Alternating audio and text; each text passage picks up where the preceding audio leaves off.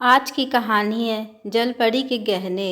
एक बहुत ही खूबसूरत नदी थी और उसी नदी के किनारे एक गांव था। वहाँ एक शीला नाम की लड़की रहती थी। शीला की उम्र शादी के लायक हो चुकी थी, लेकिन उसकी बदसूरती की वजह से उससे कोई अच्छा लड़का शादी करने को तैयार ही नहीं था। शीला मन ही मन में टूट चुकी थी, क्योंकि उसके साथ की सभी सहेलियां माँ बन चुकी थी और यह अभी तक दूसरों के बच्चों को ही गोद में खिलाकर अपना मन भर रही थी। शीला को आसपास पड़ोस के लोग ताना मारा करते थे, लेकिन शीला के माता पिता उससे बहुत प्यार करते थे।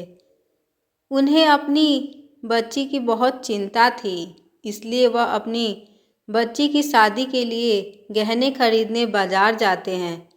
हालांकि इनके आर्थिक हालात कुछ खास नहीं हैं, लेकिन ज़िंदगी भर थोड़े थोड़े पैसे जमा करके उन्होंने अपनी बेटी की शादी करने की व्यवस्था की थी। वह शादी के पहले गहने इसलिए खरीदना चाहते हैं ताकि कि बाद में उन्हें परेशानी न झेलनी पड़े। दोनों बाजार पहुंचकर अपनी बेटी के लिए अपनी क्षमता के अनुसार गहने खरीद लेते हैं। उन्हें शीला के लिए कुछ कपड़े भी लेने होते हैं, इसलिए वह कपड़ों की दुकान पर पहुंचकर कुछ साड़ियाँ खरीद लेते हैं। दोनों बहुत खुश थे। वह जल्दी से अपने घर पहुंचकर शीला को गहने और कपड़े दिखाना चाहते थे।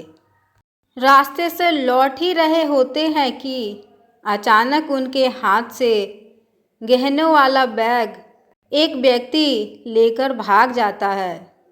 शीला के माता पिता गहनों को बचाने का बहुत प्रयास करते हैं, लेकिन वह गहने नहीं बचा सके। गहने चोरी हो जाने से दोनों दुखी हो जाते हैं।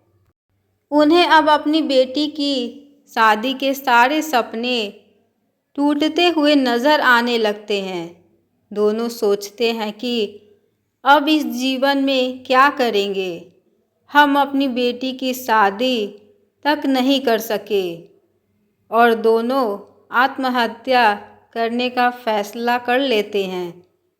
वहीं से थोड़ा दूर एक नदी घाट पर दोनों पहुंच जाते हैं और पानी में छलांग लगाने के लिए पहाड़ी की ऊंचाई पर जाने लगते हैं।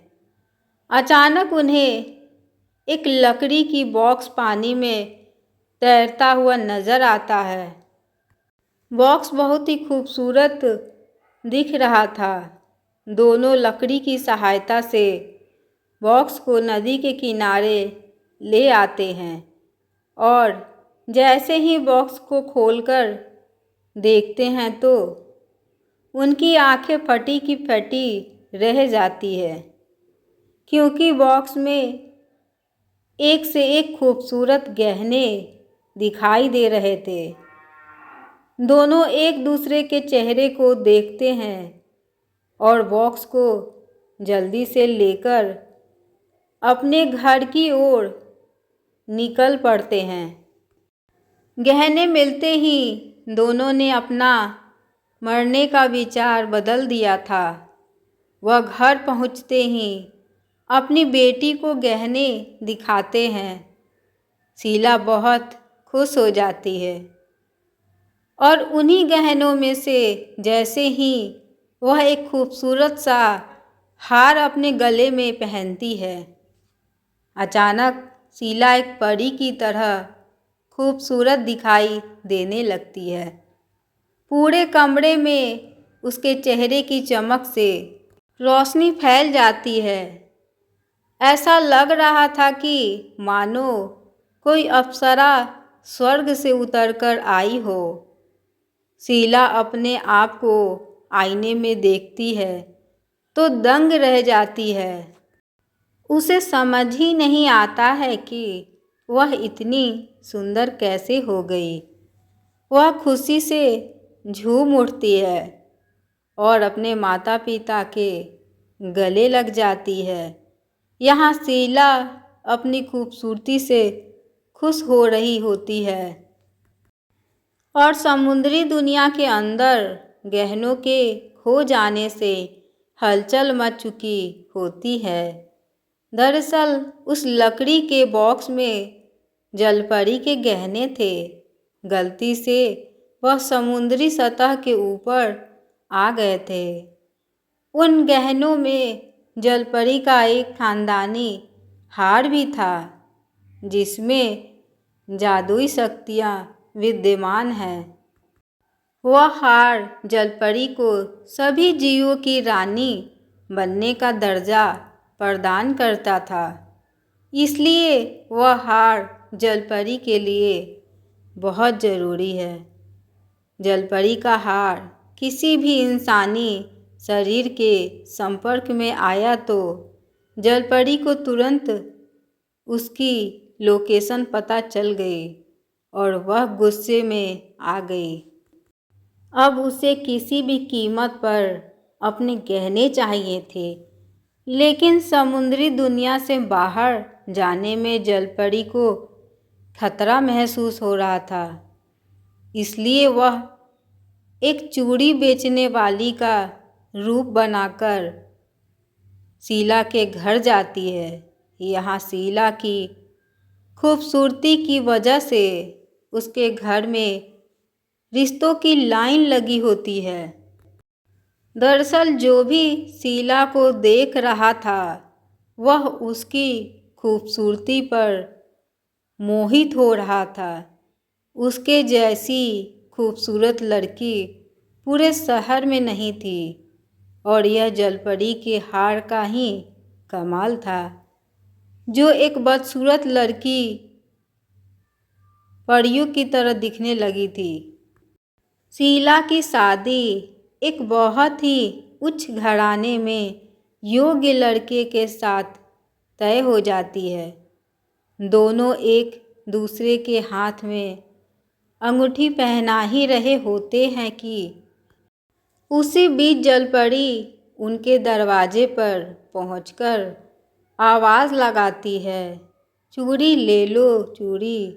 शीला के घर पर मेहमान आए हुए होते हैं, इसलिए चूड़ी वाली पर कोई ध्यान नहीं देता। तभी वह ज़ोर ज़ोर से आवाज़ लगाते हुए कहती है, शगुन की चूड़ी ले लो। और शादी के शुभ अवसर में शगुन की चूड़ियों का नाम सुनते ही शीला चूड़ी वाली को रोकने को कहती है और जैसे ही शीला जलपरी के सामने पहुंचती है, जलपरी उसके गले में हार देखते ही पहचान जाती है कि वह उसी का खानदानी हार है।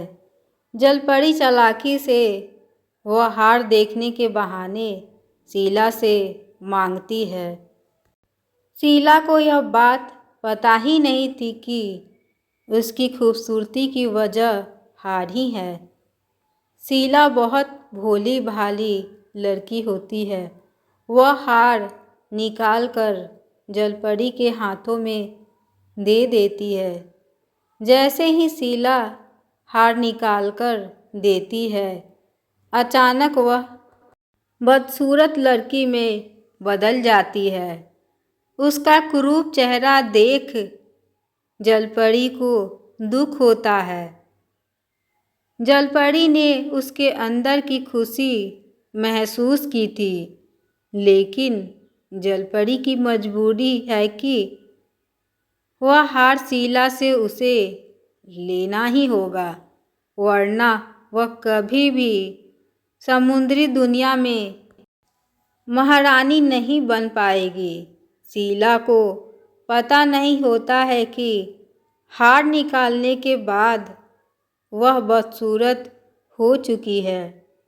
तभी जलपरी उसे उस हार की तरह दिखने वाला एक नकली हार दे देती है।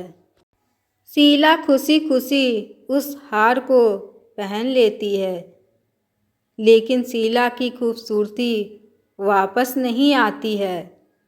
शीला के चेहरे को देखकर आए हुए रिश्तेदार रिश्ता तोड़ देते हैं।